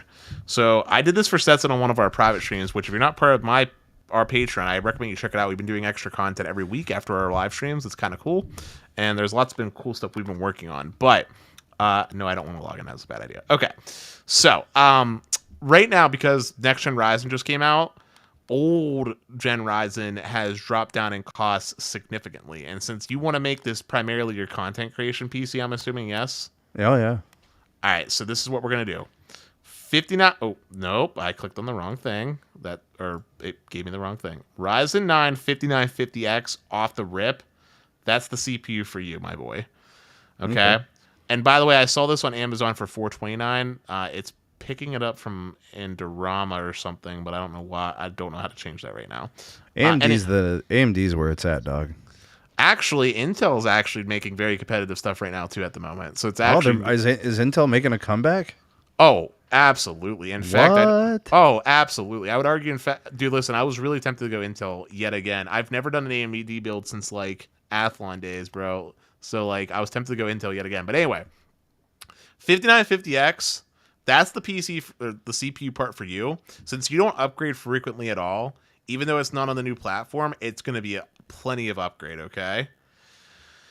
Motherboard, we're going to get you a nice motherboard, okay? I like Asus boards, personally. So I like Asus. Good gear, man. Well, I like them because they tend to have better capacitors, in my experience. Also, they deal with heat better? No, capacitors have to do with power output. Oh, dude, I remember when I connected when I installed a system in my car and I put a bunch of like subwoofers and amps and stuff, I actually bought a capacitor for one of my rigs, dude, because it was killing my battery. So the recommendation from the guy who installed it, he's like, get what a kind capacitor. of content are you going to be like? Are you trying to shoot for 4K content? Yeah, I record in 4K, dog. All right, we'll get you lots of RAM then. Something like this will be I've got like 16 gig of RAM right now. We're about to break you up to 34 gigs, buddy. Or 64 gigs. I got 32 gig of RAM, actually. My bad. Well, we're going to make you at 64, buddy. 64. Here we go. Yep. Some CL18 3600. That's some good stuff. And because it's DDR4, it's cheaper than DDR5, which is overpriced because of early adopter fees. For your video card, we'll get you a nice old RTX 3080. Because you're going to be a gaming boy. I'm not gaming. You're going to be a gaming boy. Dennis is making me a gamer. Listen, I'm going to build you a PC that's literally a flagship in all aspects, and it'll be cheaper than the $6,000 you'd have to spend on a MacBook Pro if you wanted. Dude, MacBook Pros are 6 stacks? I mean, you said you have 2 tera of storage, yeah? Wow. At minimum, you're dropping $4,000 for a MacBook Pro with like the M1 Max. I think that's probably right. Yeah. And that's with 1 terabyte of storage. I was gonna go in on a budget, dog, and get like entry level for like 2 stacks. Oh, yo, no. You're gonna be lacking all kinds of ports, bro. You're not gonna be able to plug in your freaking you're not gonna be able to plug in Jack Diddley, bro. Hold on, let me see if I can find the. Let me. Just Here's the problem. Does YouTube even support 8K? Yes. Interesting, because I uploaded a video in 8K recording, and it only put it to 4K. You have to do it in a specific format or something, if I recall correctly. Here we go. This is the 3080 Ti, the same card that I have. It's a freaking beast. And like I said, ignore these prices. You can find them cheaper sometimes on other places. But anyway, I'm assuming you have a pretty decent case that we could just reuse, or do you need a new case? No, I got a case, bro. Power supply? What kind of power supply are you rocking currently? I'm definitely going to have to upgrade a power supply. There's no way that this one's going to hold up. You don't have 1,000 watt? I'll have to check, but I remember when I built my brother's computer years ago. I'm talking like 10 years ago. That was like the one thing that we had to get a higher capacity power supply because the one that he had wasn't cutting it. We'll price that in, and 100 watts, Dennis, you recommend? That's 1,000, but yes. 1,000 watts? That's going to be plenty for you. And then we'll get you a nice, super fast bootable drive, nice 2 terabyte NVMe SSD. You said 64 gig of RAM, right? Yep, that's 64 gigs. And then we'll do the H150i. And we'll just say, fuck it, we'll get you a case too. Let's do the Corsair 8. That one, that works. There we go. Your dream build, which is a flagship, we did not skimp on anything, is going to come out to $2,662. That's brand new everything. You know, I'm probably going to buy some monitors too, right? All right, here, I got you. 4K monitors? You think I should go 2 or just one big-ass one? Just tell me, 4K? Yeah, let's do 4K. Are we really moving towards 8K? Is that really going to be a thing, dog? It is a thing. Damn. Okay, here. You wanna? Oh wait, that's a really expensive one. Never mind. I was gonna say you want a really fancy monitor, don't you? But no, hold on. I was thinking about going with an LG, man. What do you think? No. No, you don't like LG? I kind of like their displays. If you're gonna do anything, do Samsung. For the 8K? For 4K. 4K? Here we go. High refresh rate. Yep, we'll do this. A nice Odyssey. That's a 144 hertz high refresh rate. Any monitor. evolution in refresh rates lately, or has it been the same for the last couple of years? Yeah. The fact that 144 hertz exists at 4K is a big revolution. 144 hertz at 4K. Wow. Okay.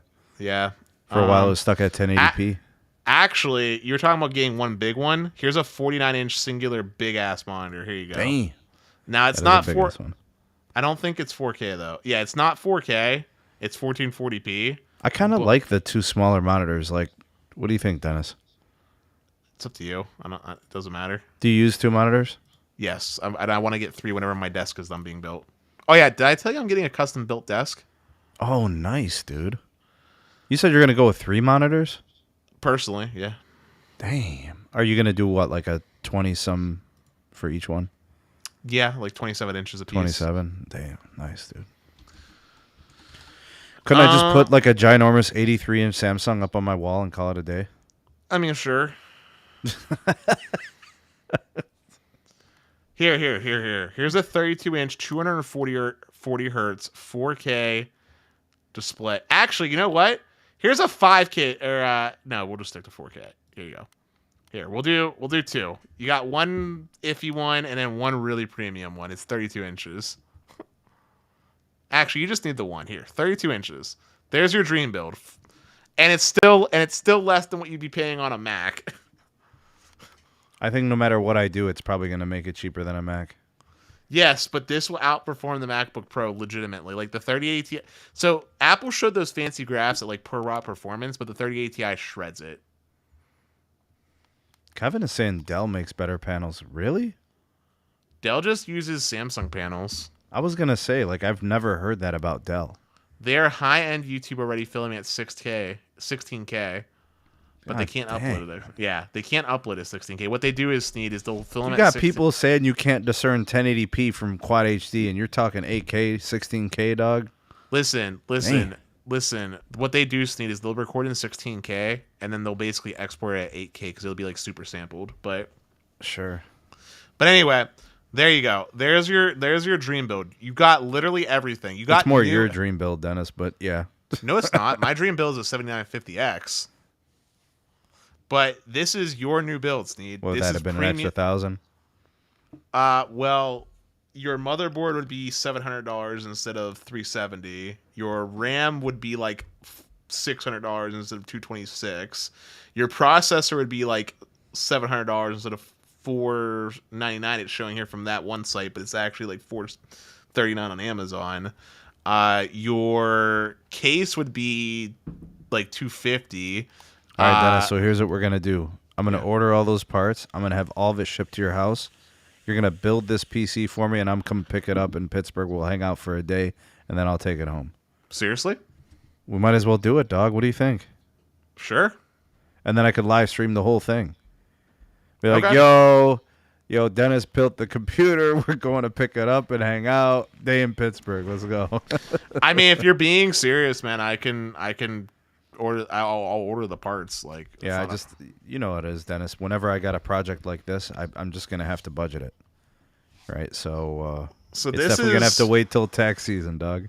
I mean, I just want to be clear here. We went flagship across the board. This could easily be cut down in half. Like, just removing this monitor takes it down to this, which you could hold off on a monitor, Sneed. Yeah, I could wait for a monitor on sale or something. I could look for those. And then the graphics card could easily be changed out for something cheaper. The only reason why I went with this is because if you were being serious about like editing 4K, bro, you're gonna be able to listen with this, man. You could probably make like a good solid 20-minute like 4K piece of content and have that puppy rendered and exported in like, I'm gonna say it'll only take you like 15 minutes. That is crazy. That is absolutely absurd, man. Depending on what software you use, but yeah. Yeah, I know, but like, dude, I can't even fathom there are times where I have to render 4K video, and it takes forever, Dennis. You know, because 4K is demanding enough. Dude, you would be able to edit 8K on this. Bonkers. Like, you listen. Okay, I just want to give you perspective for a moment. This drive right here has a 7 gigabit per second read speed. Damn. 7 gigabytes. Damn. Bytes. Not even bits. Bytes. 7 gigabytes. Okay, like this PC is a beast, bro. And I meant it. I mean, I was partially joking, but like you could absolutely game on this, and you'll have a premium experience. This is a god PC. Hey, Leo Gaming, what's going on? Reception around Miami International Airport is bad. 2 bars, slow speeds. I think it's going to take a few more years before we have more 5G antennas covering the whole city. I would think that Miami, being a major metro area, would probably be a little bit faster than that. Because Cleveland's like a mid-market city. Miami is probably, what, top 5? Top 6, maybe, in the country? So it couldn't be that bad, dude. No way. I mean, what's New York, Chicago, LA, Philly, maybe, Boston is right there, and then Miami's like right there. DC, you know. So Sneed, what kind of price range could you come up with? I'm curious if you were being serious about this. What do you think you could swing by? I could probably budget a couple grand. Couple grand? Yeah, so, like you got it right around there, don't you? Yeah, 2000. We're at 2,662. Yeah, I think we could do that.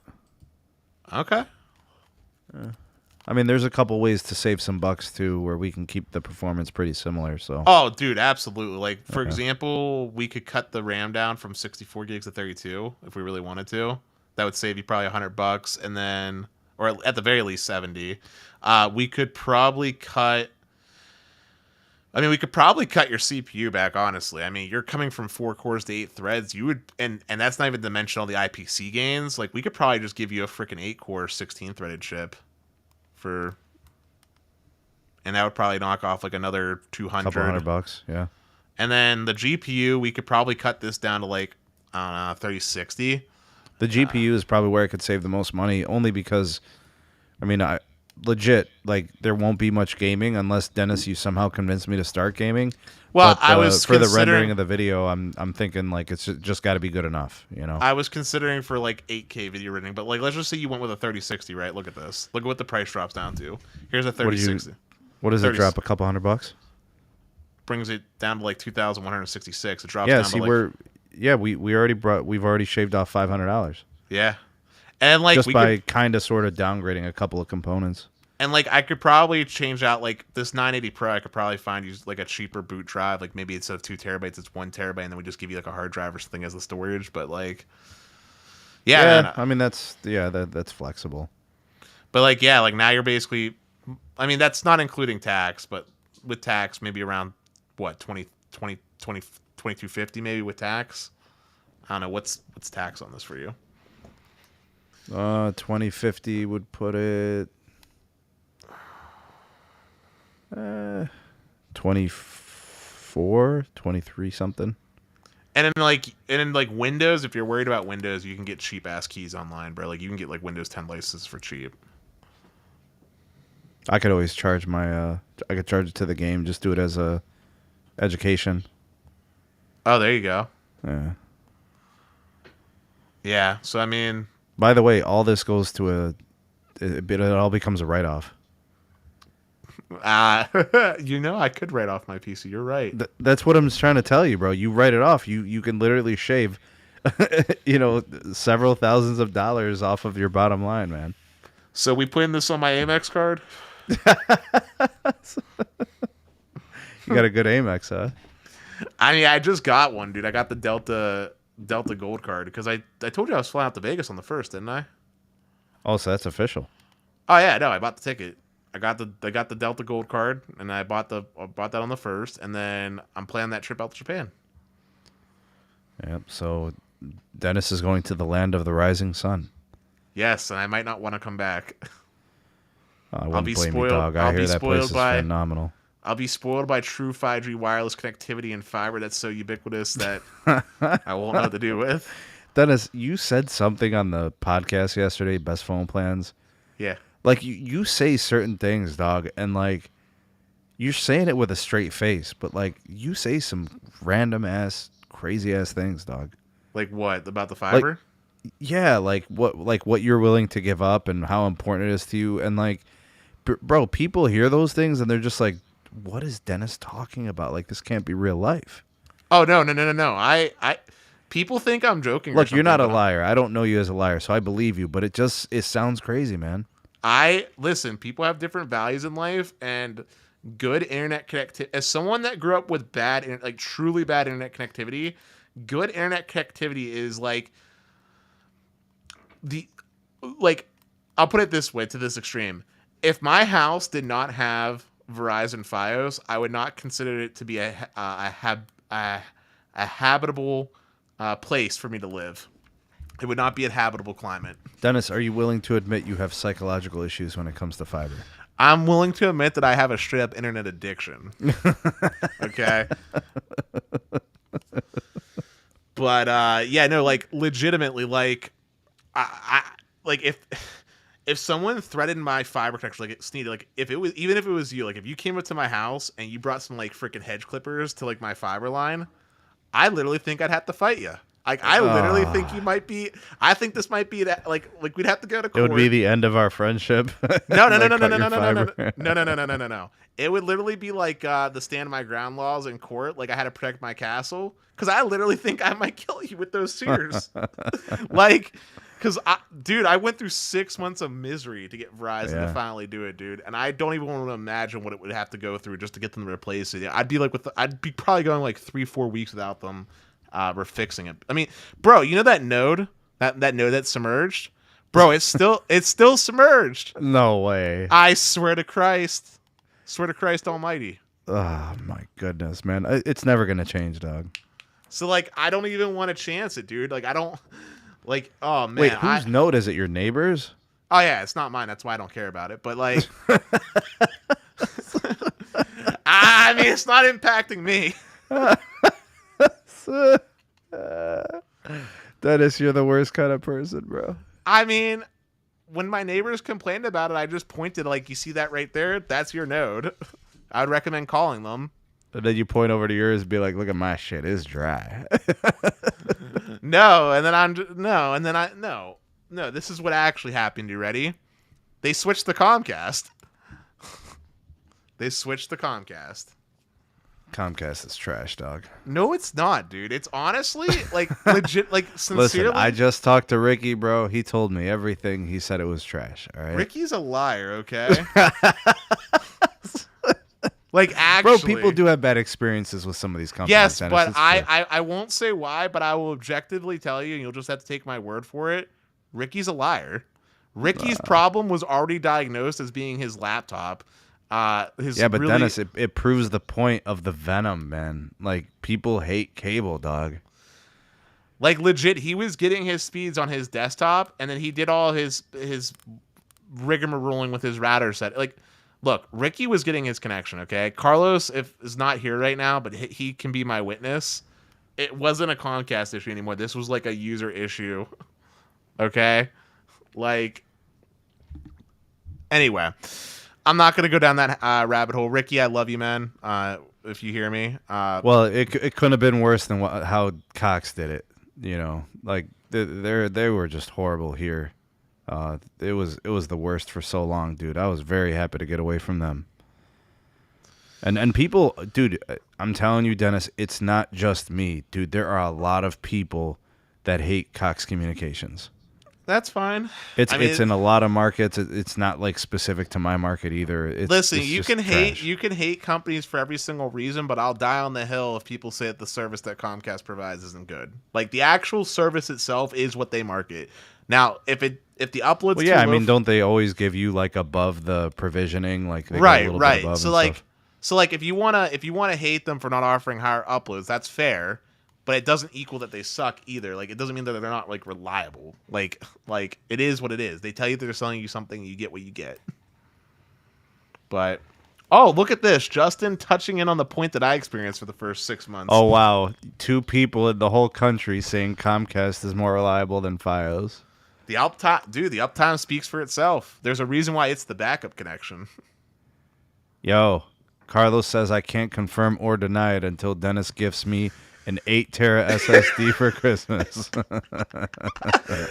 Carlos, I told you, bro, if you were just looking for mass storage, I'd get you a hard drive if you really needed it. But 8 tera is nuts, dude. That is so much space. Those 8 terabyte SSDs literally cost like $1,000 a piece. I was gonna say, dude, back in the day when I modded my Xbox, I bought a like 250 gig Western Digital hard drive because I was ripping games and stuff like this. This is back in the day, bro. This is a long time ago. And like movies and all that, so I needed space. And like the Western Digital, it was like literally $300 for a hard drive, like a disc platter. Yeah, because I was modding an Xbox, so I needed the space to put the games on. Like I got a Blockbuster Game Pass or whatever. Like this is how long ago it was, dude. So like every day I would just go and like rip games from Blockbuster. Well, Sneeze, since we're talking about spinning like disc platters, how does it make you feel knowing that you can get an 18 terabyte hard drive for like $320? Well, I mean, this was in 2000, bro. I know. I'm just saying, does it make you feel like an old man yet? Dennis, I had a computer that was 330 megahertz. Like we sit here and talk about these i7 processors and all this other stuff like as that old. I remember when computers were 133 megahertz. And dude, that was a description of speed. I remember when Pentium dual core processors were considered premium. I remember single core processors. What do you mean dual core? I'm just saying, I remember when dual core Pentiums were considered premium and were like super expensive. Like Pentium was flagship. I remember those days. I remember when Pentium was flagship. And wait, did you experience Windows Millennium by chance? Because oh my god, of course. Oh, you're talking about the Me operating system? Yeah, Windows Millennium. Yeah, dude. I remember XP. I remember 98. I remember the original Windows. Like I remember, like do you remember DOS and stuff like that? You're getting a little earlier than me with DOS, but I definitely see, like these are the things I can go back to, dude. Like Commander Keen, the video game, like floppy disks. Like I remember all this. Okay, stuff. I remember floppy disks, and I had it. Let me clarify.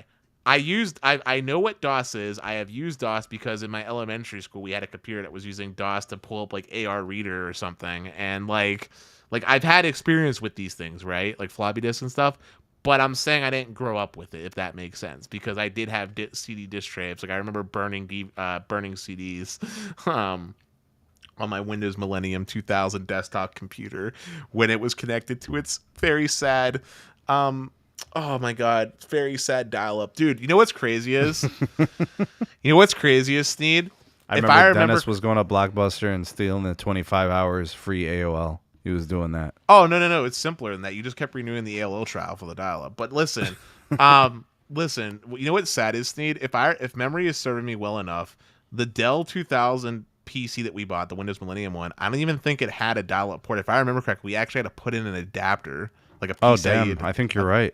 A PCIe adapter, if memory serves me. I don't know. This is 4-year-old brain trying to remember here. So my memory might be foggy. It might have just been built in, but I'm pretty sure we had to buy an adapter from Circuit City is where we got it from, if you remember Circuit City. I do remember Circuit City. Yeah, they were the ones. We got the pre-built from there, and I believe at Circuit City we got an adapter put in as a PCIe expansion. Was PCIe expansion even a thing back then? Hold up. Was PCIe expansion even a thing back in 2000? It was something else, wasn't it? PCIe didn't become a. When did PCIe? Well, hold up. When did PCIe become a thing? PCIe. PCIe. When did it come out? I'm trying to remember. 2002 is when PCIe Express came out. So hold up, this predated PCIe, bro. What was it before PCIe? What was the connection? Help me. What year is this? 2000. I remember T1 lines in 2000. Yeah, but you're talking about you're going back to internet again. I'm talking about on the board, like on a motherboard, right? Oh, Steve? Like where your GPU is put into a PCE slot, right? That's what your GPU is plugged into. Yeah. I'm saying, what was the connection before that we used to add like add-ons, right? Because it wasn't PCIe. Kevin said AGP. Is that what it was? It might have been. Okay. Yeah. Okay. Man, jeez. Hey, look, I might be younger than you, Snee, but because I grew up in a rural town, bro, that town's like a blast from the past, bro. That town's always 20 years behind the times. I mean, I remember upgrading to AT&T DSL. Bro, I remember getting Verizon DSL and legitimately crying a tear of joy getting a 1.5 megajoule. I was doing like homework and stuff and like uploading stuff and like. Bro, when we got home internet, I was so happy to be able to play RuneScape because that was my first online game that I played. Okay, I was so happy to be able to play RuneScape with my friends. In fact, one of my friends was called Caboose. I still remember his name. I haven't talked to him forever, but I remember playing RuneScape finally at home and not having to go to the local library the next town over and sign up for like 30-minute check blocks just to play. It was a great time to be alive. There it is, Dennis going down memory lane. Dennis, I have to get up for work, man. We got to close out the show, dog. It's Saturday tomorrow. Yeah, I have work. Okay, every Saturday I have work. All right, well, guys, thank you for coming out. I appreciate everyone that donated to my boy here, Sneed. It's gonna hopefully maybe go to his next PC build maybe now. Yeah. And Blind Tech had the big one. Brad, Alexis, Gold Professor, Austin's Tech, Giuseppe, Jimmy, Green, Gellert Gaming, and MS. Thank you guys. And I appreciate anyone that stayed by and didn't just clock out from like a random topic that wasn't wireless related. I had a lot of fun talking about it.